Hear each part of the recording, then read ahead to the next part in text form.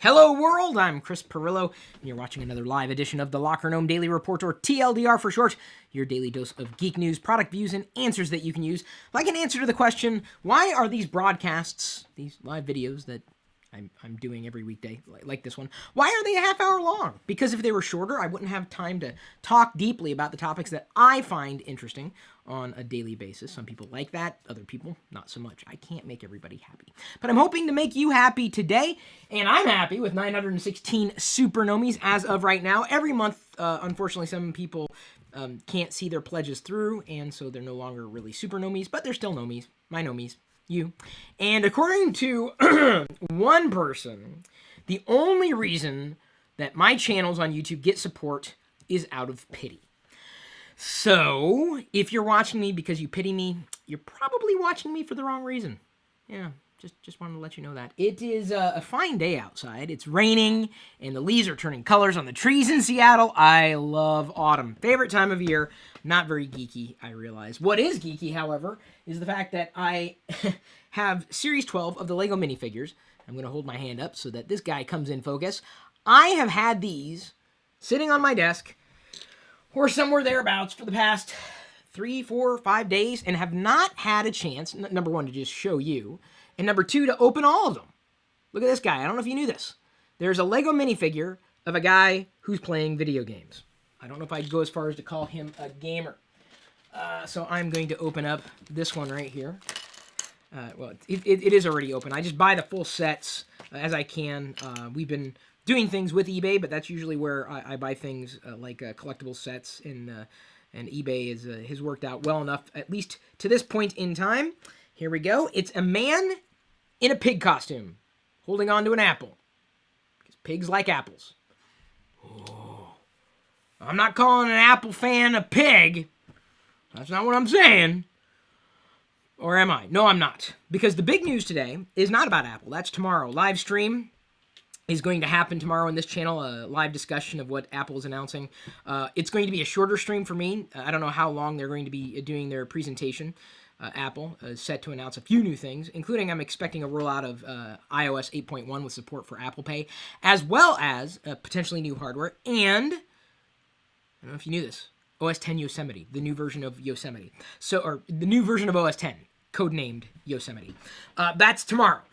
I've got to take care of a couple of other things, and unfortunately the schedule is going to conflict. But you can watch the Apple stream. I think it's apple.com/live or something like that. But then you can also tune into the live commentary that I'm going to give. Now, that's tomorrow. Today is Google. It's so googly. How googly is it? Oh, by the way, I should probably mention this before I dive into the whole Android announcements thing. And this isn't a slam on Google or any search engine really, but apparently studies have been done to suggest that Google makes us all dumber. Not just Google, Bing, Alta Vista, DuckDuckGo, search engines, because we're beginning to rely on an external source for information and not thinking critically. So I see this kind of play out every day. Some people don't want to think. They just research for information and then just come up with a conclusion in their head, and they don't dive too deep. They don't want to read. They don't want to learn. They just want to be shown. And yeah, it's making you dumber. Critical thinking is very important. That's the skill that'll serve you throughout life. So no matter what, I hope you're a critical thinker. I really do. Don't just look at a search result and think that is the answer, the only thing. I hope you dive deeper and think a little differently about the stuff that you find online. Fascinating survey, fascinating study. More fascinating to me, and don't get me wrong, that's fascinating. I've been looking forward to Android 5.0, aka Lollipop. If only because, as I've linked in this video description, if you haven't already seen, Google is approaching Android in a comprehensive design principle, a language that transcends any single device. So the experience you might have on, let's say, a smartphone is going to be similar, obviously different, on a tablet, similar but yet different on, let's say, an Android-powered smartwatch, specifically one that's running Lollipop, different from an Android device that's potentially connected to a larger entertainment system like a TV. And what I've seen of Android 5.0 demonstrated remotely, never having a chance to use it directly, what I've seen of Android Lollipop, Android 5.0, looks to be a cleaner experience at an OS level as an interoperability of various components of a mobile platform or a touch-driven platform. Seems to be, how do I say this without upsetting some people? I can't speak around this. It seems like Google has done a better job with design and implementation of Android Lollipop, Android 5.0, than Apple has done with iOS 7 and iOS 8. I'm saying that at a distance. I tripped through it. I'm fine with that. Some people are like, what? No, you're supposed to hate Android. Like, what world are you living in? I don't really hate a lot of things. Other than the fact, I hate the fact that I have not gone through all these bags of the Lego minifigures. I do hate that. But I will address that. So, yeah, I from a distance, Android 5, Android Lollipop still seems to be a cleaner experience than what Apple has been offering with iOS 7 and iOS 8. I will, of course, reserve final judgment after I've had a chance to look at it. But when I first saw iOS 7, and this may have even been a live discussion, and I don't want to make this about Apple and Android here. There are a couple other details that you've probably, if you know anything about Android, you probably already know more than what I'm going to announce today to people. But this is the thing. And I have to clarify this because I actually talked about it on Facebook today. I'm not a typical tech YouTuber. I'm not a tech YouTuber. Technology's here, and I like talking about technology, but that does not make me a tech YouTuber. I'm not a gadget guy. Technology, my life does not revolve around technology. Technology revolves around my life. I'd rather talk to people who don't know what's going on rather than talking to the people who do know what's going on because they value my advice versus people who are just looking for me to regurgitate the things they already know. So, when I first saw iOS 7, I was taken aback, and this may have been an experience that was live streamed. I remember thinking, oh, I felt the same way when I first saw the user interface, not just the user experience, of Windows Vista. Oh. That was my reaction to iOS 7.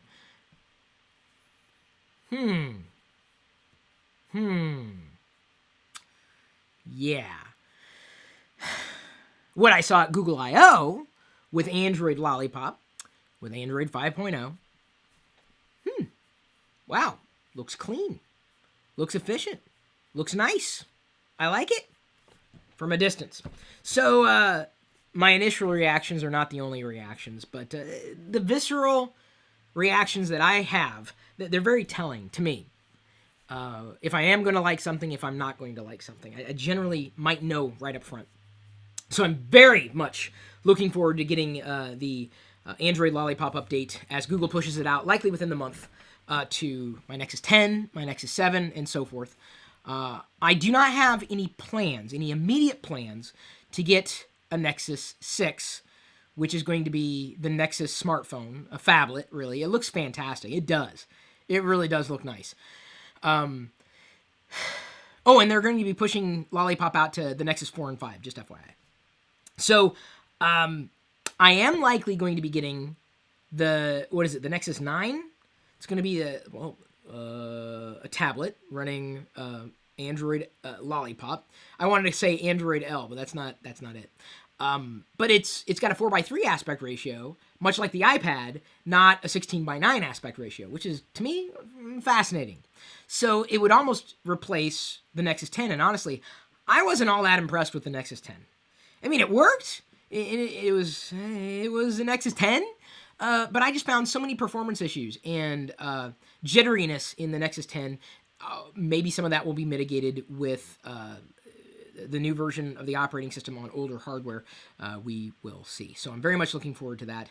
We'll likely be getting that product as soon as it's possible to get it. Although I'm hoping, this is how I plan on getting it. For people wondering, how are you going to get it? Well, I'm going to be exchanging. I've been racking up points, like many of you. I use an app called, well, you can get it on your iOS or Android device. Go.tagjag.com/free points. Start earning points. I may very well exchange a healthy amount of points to get the Nexus 9 because this is how you can get an iPad mini. You can get currently a Nexus 7. You can earn these rewards. You just build points by, downloading sponsored programs or, sharing your link with people just like I did. So if you use my referral code, you get even more points. There you go. So, you can exchange for the Nexus 7 Wi-Fi 16 gigs for 150,000 points. And I have that in my bank, quote unquote bank, the virtual bank of points. So I'm probably going to be getting the Nexus 9 and not paying for it, but I'm just going to be exchanging my points. So there's a chance you can get your own free Nexus devices. Well, free. They're going to cost something to somebody down the line. In this range of announcements, we also have the Google Nexus Player. This is like a Chromecast, only more like a Chromecast meets Ouya meets the Orb meets Smart TV. $99 on November 3rd. It'll become available, offering streaming and gaming. The gaming, you can get the controller. It's like an additional like $39 or whatever. But I could not get the Chromecast to work on my Google TV. How's that for ironic? I just couldn't get it to work. But I am thinking about, and hopefully the referral point system that I was talking about will have this available too. Otherwise, it's $99. Geek Impulse by Territory. The Google Nexus Player, $99. Pretty affordable. I'm willing to give it a shot. I am. I'm very, very happy with the Apple TV, if only for AirPlay, and will likely be happy with streaming capabilities with the Google Nexus Player as well. Not thrilled about the Amazon TV. In fact, anytime I talk about the Amazon TV, it seems like anybody who's a part of, I guess, my community, they don't care about Amazon hardware, it seems. So, I mean, I haven't given up on it. I want to try it, if only to have an experience with it. But the Google Nexus Player, I think, is potentially not a killer, but I think it's going to sell really well, especially with the gaming aspect, if they can get enough games in the library to get people to upgrade. In terms of the Nexus 6, their flagship smartphone, or I guess Google's reference for what an Android smartphone could be. Nexus products have generally in the past not sold well. For enthusiasts, yes, but for general consumers, not so much. Google's not really in that game. The Nexus 6 phone pre-orders start October 29th from $649, and the Nexus 9 tablet starts for pre-order on October 17th from $399. And that's one of the reasons why I'd probably be going with the Nexus 9, not so much the Nexus 6. Nexus Player, available October 17th from $99, all running Lollipop. I guess it ships on November 3rd. It's available for the general public, the Nexus Player that I November 3rd. So fascinating range of announcements from, oh, this is awesome. I just got a message from Clintus. We live streamed in this channel because I'm still micro-stopped in the other channel. My video about Windows 7 was flagged, apparently, because someone had left a comment. It was a comment that caused my video to get a takedown notice. Microsoft is allegedly working on getting them taken down, but apparently the vendor that they're working with still doesn't know what they're doing. So I'm still micro-stopped in the other channel. Hopefully it'll be resolved soon. So Clintus, the guy who just texted me, Clintus McGintis, he was in the Daddy Hangout. Turned out that all the daddies I hung out with the other day were geeks. It was cool. We ended up talking about YouTube yesterday. I'll put the link for you in this video's description. So Clintus texted, it's funny, he had no idea I was doing TLDR right now. Porter or stout recommendation. I just fell in love with the milk stout and oatmeal stout, venturing out on the dark side. See, I'm not a fan of the milk stouts or the dark stouts. I did a video, and I think this is in the other channel, talking about beers. Talking about why I like stouts and porters, or which one. So I'll have to send him the link for that. And then I guess I can put it in the video description for everybody else. Now, back to slightly... Well, no, I can be geeky about beer. Can you be a beer geek? I don't know. I mean, I think you can be geeky about gear. Can you be geeky about beer or geeky about gear? I don't know. Maybe you can be both. Eventually, you drink enough beer that you don't care. HBO also made an announcement today. This is actually very fascinating. It's going to offer a standalone streaming service in 2015. Coming right after Netflix. No longer will you have to be tethered to any kind of television service provider to get HBO. I think this is a wise move for HBO, if only to increase competition with Netflix, somewhat with Hulu Plus, somewhat with Amazon. I think it's HBO and Netflix.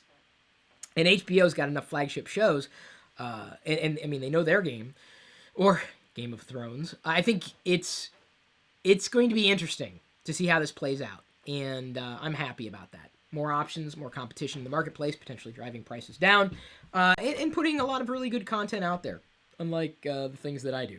I'm just giving you my perspective.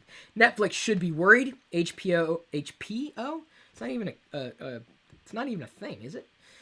I'm talking to nobody over here. HBO, not to be confused with do you have HBO? Horrible body odor. That was the joke when I was a kid. Do you have HBO? And you say yes. They say you have horrible body odor? Well, it was funny when you were a kid. We didn't have the internet. We had to come up with stupid jokes. And it's just as stupid today as it was back then. So, if you were, what do they call it? Uncorded, untethered, you cut the cord. You're wireless, but you don't have to be wireless. You could be wired and have cut the cord, cut the cable. You're not going through a television service provider. Big news for you. Now you can get Game of Thrones pretty much anytime, and pay for it, which you should do. If you enjoy something, you should pay for it. So, I mean, if that's the hurdle that you have to come over, it's not a paywall if you want it. I mean, I don't go into a coffee shop and say, give me the coffee. And they say, what? It's coffee. Pay for it. No, you're holding the coffee behind a paywall. And they look at you and go, what? No, seriously, go into a store and try to get something for free.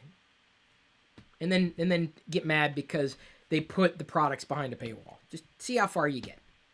But please, if you do, record that conversation because I'd be very interested in seeing how that plays out. I have a feeling I know.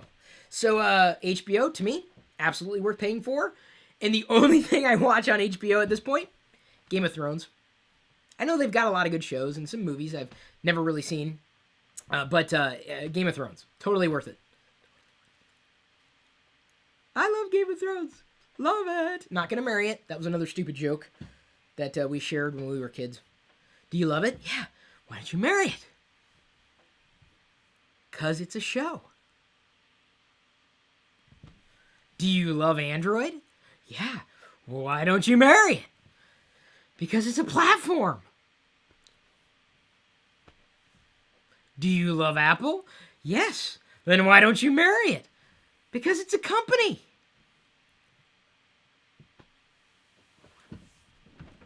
Well, if people can marry other human beings, what's stopping them from marrying a company? The fact that they're not human beings.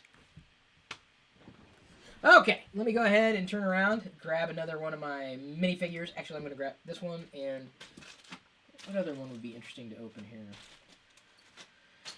here? No. Oh, I guess I'll go with this one then.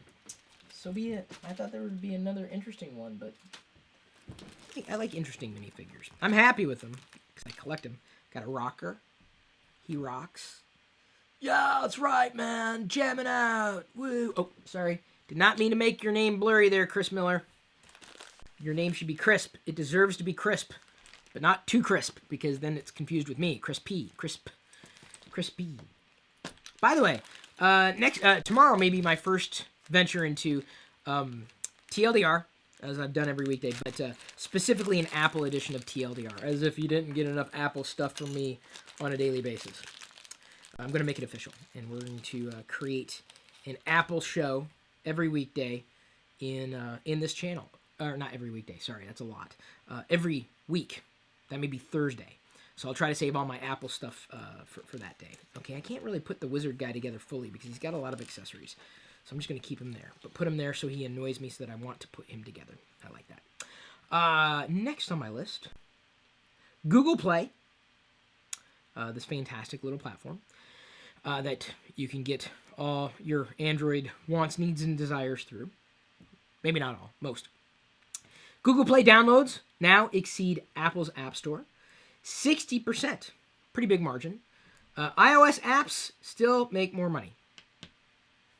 So you can have 1 million people downloading your free app, and you're not going to make anything. Or you could have 5 people paying $2 for your app and make $10. I don't know. I guess I'd rather make $10. That's me. I know I'm crazy that way. How else am I going to Well, no, I guess I didn't pay for these minifigures either. I exchanged points. I keep getting these points. Gotta get something. What am I gonna do? We use points for diapers. We use points for Lego minifigures. I use points for some gadgets. I love points. Points are fun. We're still doing things on deals.lockergnome.com. I believe the Design plus Code Learn iOS Design and Xcode bundle is still 66% off. There's one story that I wanted to dive into, and I guess I've kind of danced around it, so I'll get back to it. But let me finish with a couple of other headlines here. Humble Bundle. I've taken advantage of a couple of the bundles that they've had over the past couple of years, including an ebook bundle. They had a whole bunch of Doctor Who ebooks that I got through Humble Bundle.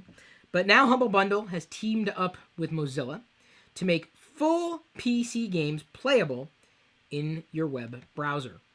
Full PC games playable from within your web browser. I never would have imagined this to be possible. But I grew up in a different era.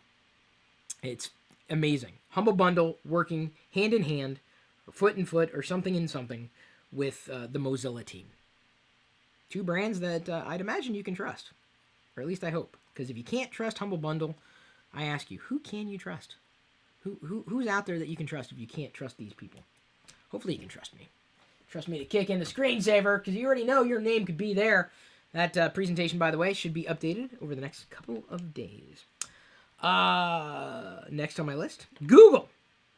See, I wasn't done with the Google news. You thought I was, but I wasn't. Ha. Google is offering its own service to compete with Amazon Prime. Now, this is an interesting idea, and I think it's a good idea. I do not think that anybody would be disappointed with a way to save money. Granted, you have to spend money sometimes to save money, and that's fine if you're going to spend the money anyway. So Google's taking a different approach compared to Amazon. Google works with a variety of vendors. Google doesn't sell any products really outright. I mean, they do have a couple products. We talked about the Nexuses. Nexi? Their hardware. But they don't have stores. They don't really sell things directly. They're not like Amazon. They don't do reselling. So what they've done is teamed up with a variety of vendors and are making it easier for you to save money, like on shipping. So think of it like a distributed Amazon Prime. Amazon Prime only works with Amazon. Google, with this particular approach to the marketplace, in doing this thing called Shopping Express subscription service. It costs probably about the same amount as Amazon Prime, but it works with more vendors. And it doesn't work with Amazon. Amazon's Amazon. Google's going after other vendors. So, depending on which of those vendors you use on a regular basis and you order, online to have stuff shipped to you, this may be worth it to you. It may be. Again, like I said, depending on where you buy through on a regular basis. It could be worth it. So I'm very, very grad. I'm not grad. Grad is something that I've already done a couple times. I'm very glad that Google's doing something like this, if only to keep Amazon on their toes. Competition's not a bad thing. By way of patron Earl Green, I almost called him Petrie. You're not a Petrie, Earl. Earl also sent the link, even though I picked it up in the news. He did send the link directly, and the one I copied into the document. Links are in the video description. Noted that scientists are discovering a rechargeable battery that'll last for 20 years. Wow. I think in 20 years' time, we won't even think about batteries. I think it's just the air is going to, internet, electricity, everything we need, energy, everything. 20 years. 20 years. I think we'd be there if we survive. But it's still fascinating to know that I don't have to tether. That's the word of the day, tether. Tether myself to a power outlet or any kind of external power to charge a device. This is going to seem so antiquated 20 years from now.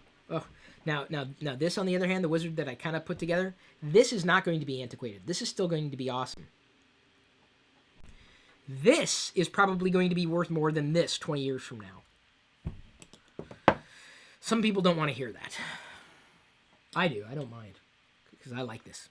And I like this too. I can like both things. No, you can't like Lego and smartphones. Who died and made someone else king of what I can and cannot do? What I can and cannot like? I don't know. Someone died. Who am I? Who am I? Who am I? I'm John Melville. No, I'm not. I'm not Jean Valjean. Just don't call Javert. Just don't. I'm not him. Next, again by way of Earl Green, enterprise is where the iPad has the most growth potential. For years, we've operated in the model of you got a computer and you take this computer around with you, or your computer's at your desk. Anymore, though, people are carrying their own, a BYOD, bring your own devices, whether it's a smartphone or whether it's a tablet. The user wants to use it. Well, the iPad is enterprise friendly, or has a potential to be, and will continue to be that way. Enterprise, big money. A lot of seats, a lot of devices out there with enterprise. And if Apple creates a device that makes the iPad more enterprise friendly, I think it's a big win. How could they do that? Touch ID would be pretty fantastic. Fingerprint scanning, but at a level that is probably substantially deeper than anybody's done fingerprint scanning before. And it is suggested, and not just from the rumor mill, but today Apple themselves accidentally leaked information about the iPad Air 2 and an iPad Mini 3. Getting into the number game again. Whatever happened to the new iPad? It was no longer new, but it was still known as the new iPad. The idea is that the new iPads that are coming down the pike will have Touch ID, which has been built into the last couple gens of iPhones. Love Touch ID. I really do. It's convenient. And is it perfect? No. Is it more perfect than the alternative? Absolutely. No doubt in my mind. And it really, I like using Touch ID. Could it be compromised? Yeah, someone had the device. Where there's a will, there's a way. You can't stop someone from doing that. But Apple's done about as much as they possibly can. And again, consider the alternatives. Is there such thing as a perfect device? Nope. And honestly, I mean, I want it to be perfect, but I also don't want anything to be perfect. I really don't, because then you've got nowhere to go. How can it be perfect? Where are you going to go from there? It's perfect. Can you make it more perfect? I don't know. So anyway, enterprise. That's where big growth potential would happen, and I'd imagine with something a bit more secure, and that would be an authentication of your thumb or fingerprint or nose print or whatever bodily part you want to authenticate on a Touch ID. The only other thing that I wanted to talk about, and I was going to dive deeper in this today, and I may end up carving this part out as a separate discussion point. I mentioned it at the end of yesterday's broadcast. This is a quote. This is a quote from Andrew Sullivan.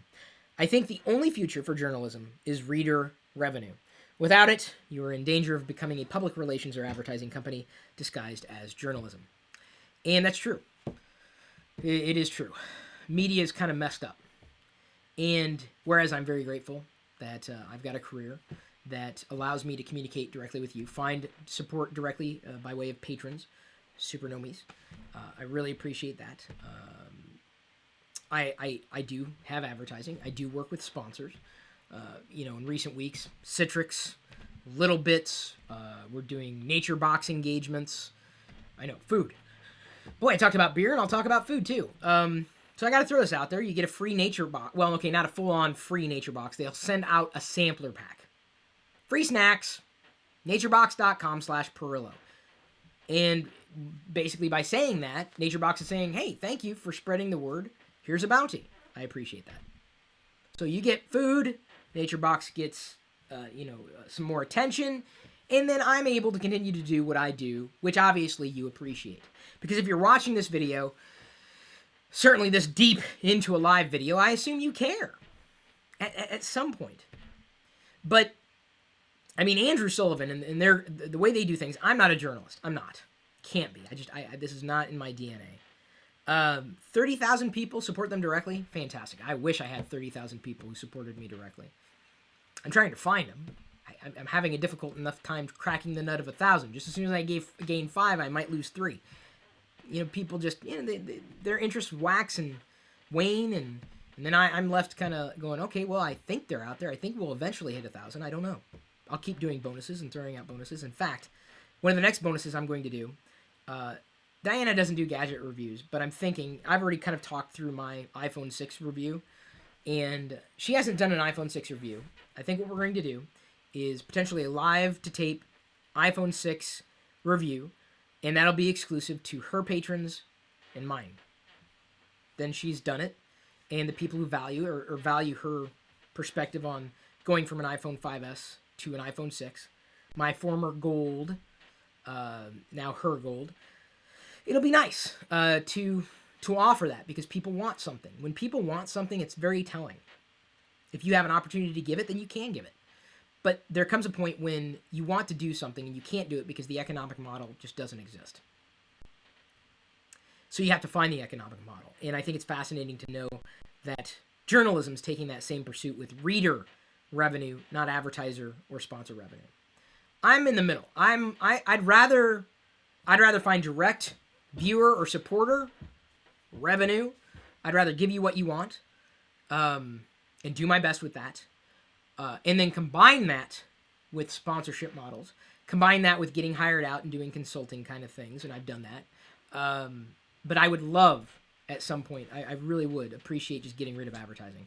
I don't know if and when that's going to happen.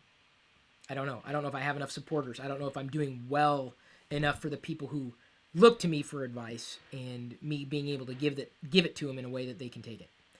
As I said at the beginning of the broadcast, I do these, TLDRs every weekday, half hour long, because I want to talk. I like talking.